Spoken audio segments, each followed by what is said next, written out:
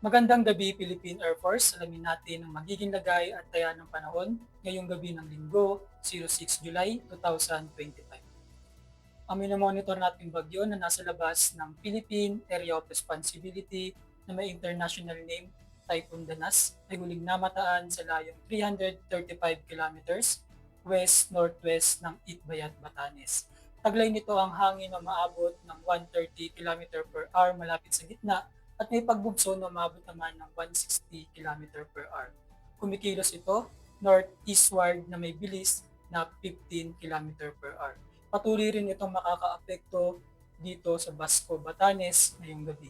Sa natitirang bahagi naman ng bansa, patuloy ang pag-iral ng southwest monsoon or hanging habagat kung saan magdadala ito ng mga kaulapan na may kasamang kalat-kalat na pag-ulan, pagkidlat at pagkulog. Partikular na yan sa kanlurang bahagi ng Central at Northern Luzon.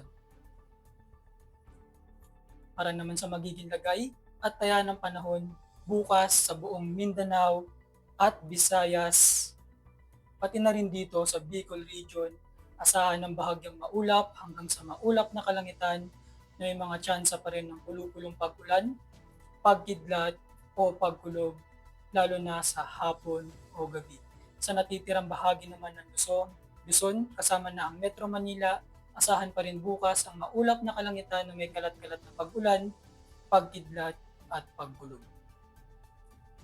Para sa magiging lagay at taya ng panahon sa loob ng 3 araw, simula Martes hanggang Huwebes sa Metro Manila, Cavite, Angeles at Lipa, asahan ng maulap na kalangitan na may kalat-kalat na pag-ulan, pagkidlat at pagkulog.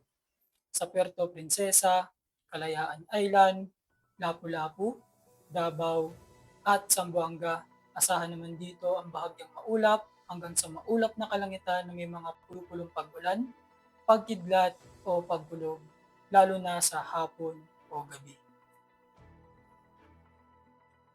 Lulubog ang araw ng 18:30 at sisikat bukas ng umaga ng 05:32.